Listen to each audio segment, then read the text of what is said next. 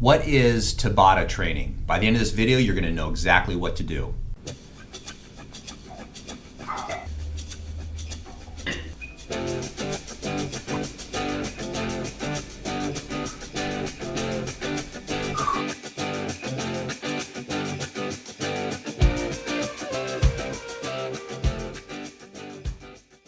My name is Dr. Story. I've been a chiropractor for over 23 years. I've been an endurance athlete all my life. And in this video, I'm going to tell you about the advantages of Tabata training. Now, Tabata training was developed by a guy in Tokyo named Izuma Tabata. He was a PhD at one of the colleges there. And what he discovered was a very efficient way to exercise to increase your VO2 max and your functional threshold power. And how it works is this. It's only 4 minutes of exercise, if you can believe that. But what you have to do is you have to work very hard. Now you pick one exercise, and what you'll do is you'll go as hard as you can for 20 seconds. Then you'll give yourself 10 seconds rest. Then you'll go again hard for 20 seconds, and then 10 seconds rest. And you'll repeat this process for 4 minutes.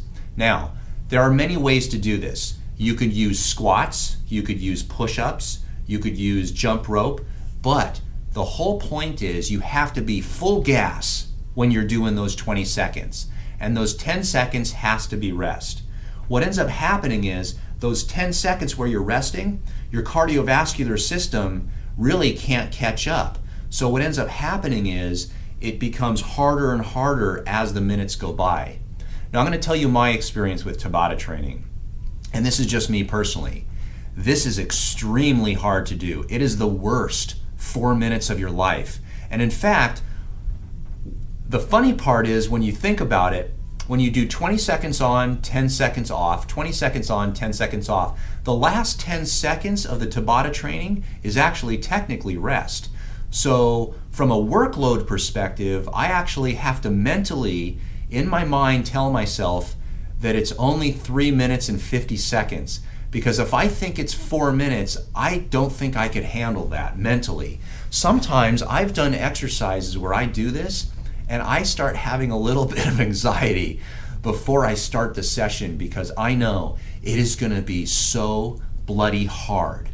So I will use it on my bicycle. Now, what I do is I'll go out into a grass field, and I do this for cyclocross. I don't do this on the street because I don't want any cars or traffic around me because it is a little bit dangerous.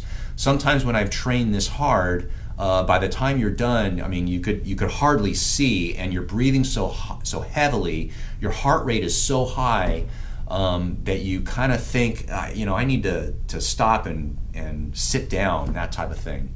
So what I'll do is I'll go into a grass field, I'll use my cyclocross bike, and I will hit the button on my Wahoo element. And I have to have the numbers literally this big because after a couple minutes you can't see.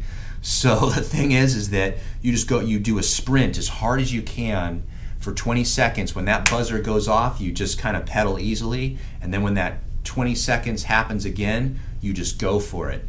It is the hardest exercise that I've ever done. It's important if you're going to try this to make sure you're in excellent shape to begin with. Secondly, you don't want to put yourself in any danger. So what that means is if you're going to do squats, for example, and you're going to have a barbell on top of your shoulders, this is an extremely difficult exercise, and I would not recommend that because if you pass out or you kind of lose your balance or something like that, you don't want weight on top of your spine. I've seen injuries. I've had patients try this exercise and they didn't do well. They did not do the exercise based on my recommendation, by the way. They just did it. There's some gyms here in town that are starting to do it, and people are not getting doctors okay, and it's not for everyone. But if you want to do this, that's how you do it. It's 20 seconds on, 10 seconds off, 20 seconds on, 10 seconds off. And it's only 3 minutes and 50 seconds long, technically speaking. So if you have any comments, let me know in the comment section. If you've tried this exercise, let us know in the comment section how you did it, how you survived it, what the benefits were. Let me know what your opinions are. Give me a thumbs up, subscribe to my channel, and if you become a Patreon, and the link's down below, you can ask me a question and I'll make a video just for you.